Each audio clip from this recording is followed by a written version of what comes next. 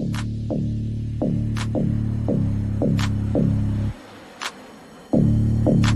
morning everyone, welcome to my channel and online learning platform Farooq chemistry. तो आज की video में हम लोग डिस्कस करेंगे volume change and enthalpy change of mixing for an ideal solution.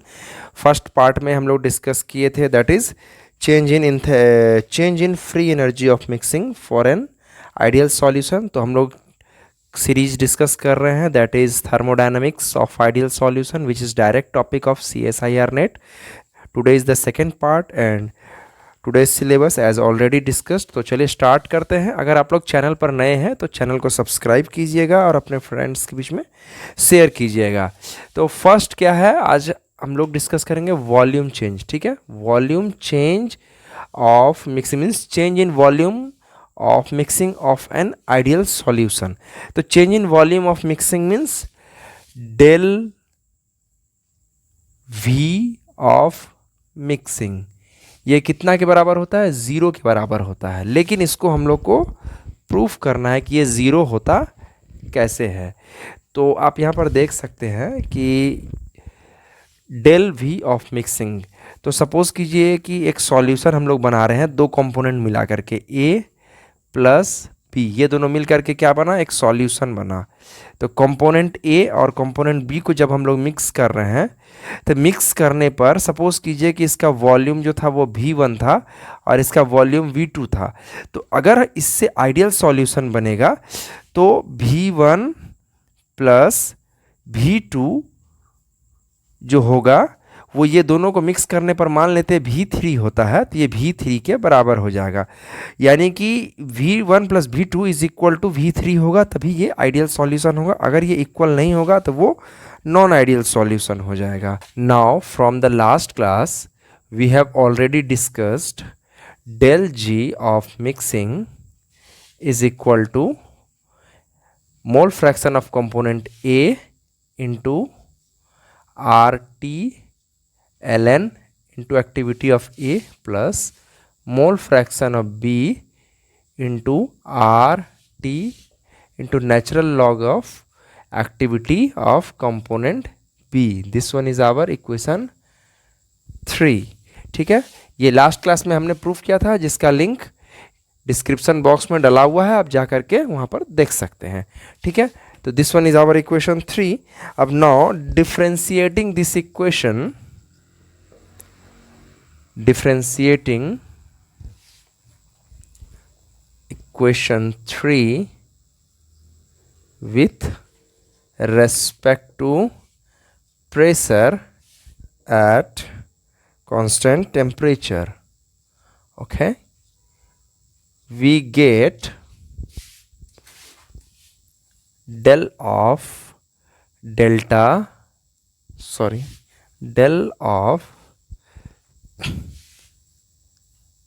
delta G mixing upon del P at constant temperature, okay, is equal to 0 plus 0 that is equal to 0। आप देख सकते हैं यहाँ पर हमने ये वाले इक्वेशन को पार्शियली डिफ्रेंशिएट किया with respect to pressure at constant temperature.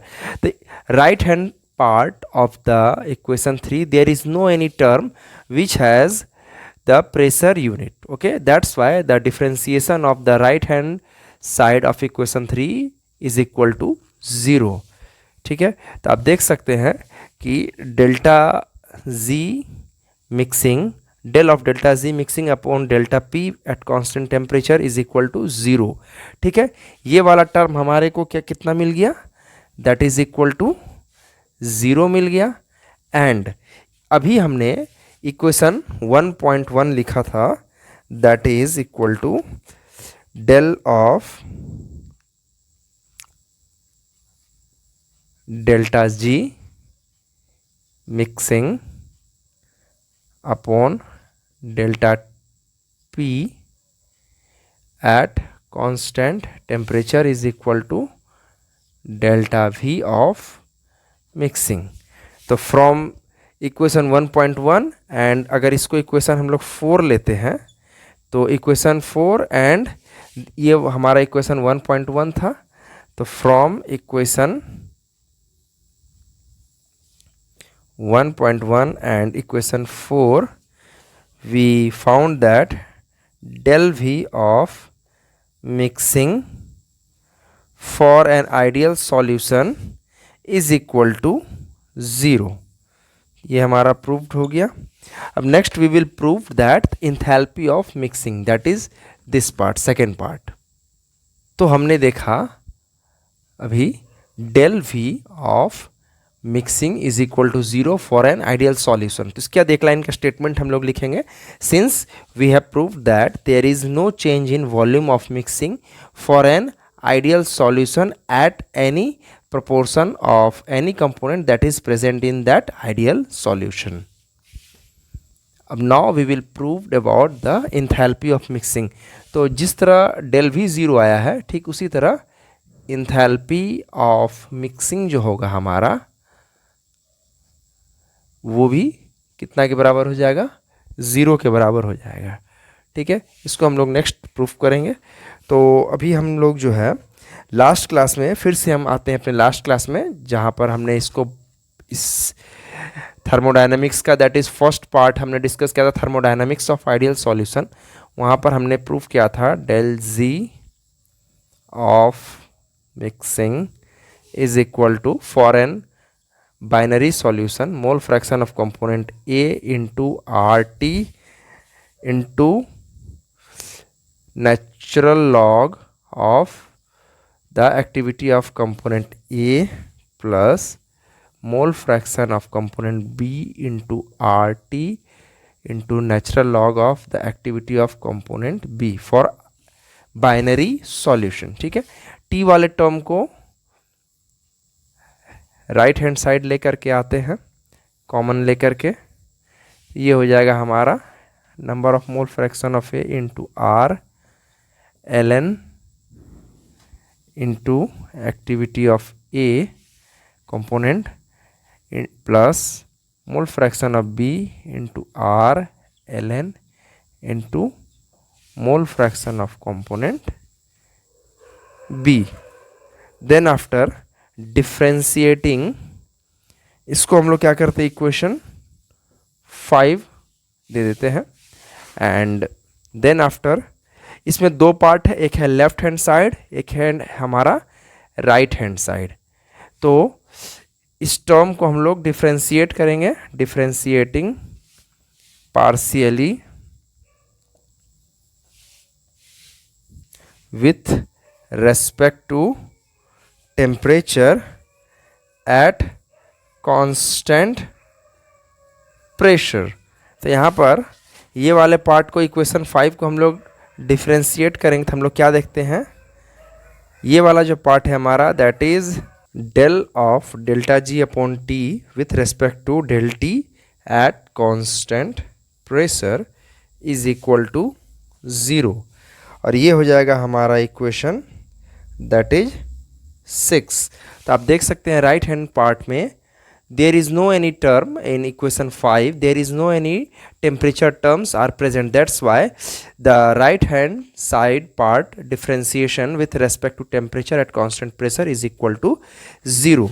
तो ये राइट हैंड साइड का डिफ्रेंशिएशन हो गया. अब लेफ्ट हैंड टर्म में जो पार्ट बचा है, इसका भी हम लोग सेम वे में डिफ्रेंशिएशन करेंगे.